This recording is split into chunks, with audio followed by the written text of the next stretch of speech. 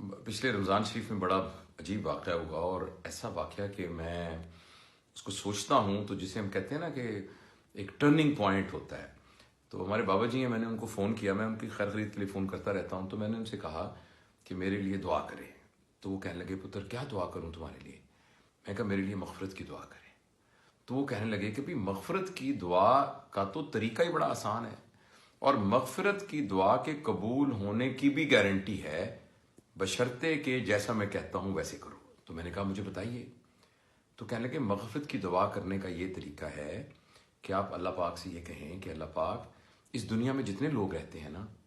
میں نے ان سب کو معاف کیا۔ آج سے میرا کسی سے جھگڑا نہیں، کسی سے لڑائی نہیں، میرے دل میں کسی کے بارے میں کوئی نیگیٹیوٹی نہیں، میرے دل میں کوئی بغض نہیں، میرے دل میں کسی کے بارے میں کینہ نہیں۔ تیری مخلوق جتنی بھی یہاں رہ رہی ہے، میں نے ان سب کو معاف کیا، لہٰذا اب میں تجھ سے گزارش کرتا ہوں کہ تجھے مجھے معاف کر دے۔ یہ بات سنی تو میرے تو پیروں کے نیچے سے زمین نکل گئی، اور میں نے یہ سوچا کہ ہم ہر وقت اللہ کے سامنے مغفرت کی اور استغفار کرتے ہیں اور معافی کی درخواست کرتے رہتے ہیں، لیکن ہم خود اپنے طور پر کسی کو معاف کرنے کو تیار ہی نہیں ہیں۔ جس سے ہمارا چھوٹی سی کسی بات پر جھگڑا ہے تو اس جھگڑے کو دل میں لے کر ہم کیا کیا اس کے نقصان کے منصوبے نہیں بناتے، کیسے ہمارے مقدمات چل رہے ہیں، کیسی ہماری لڑائیاں چل رہی ہیں، کیسے ہمارے جھگڑے چل رہے ہیں۔ اور یہ نہیں کہ اوروں کے ساتھ، اپنے بہن بھائیوں کے ساتھ، اپنے بچوں کے ساتھ،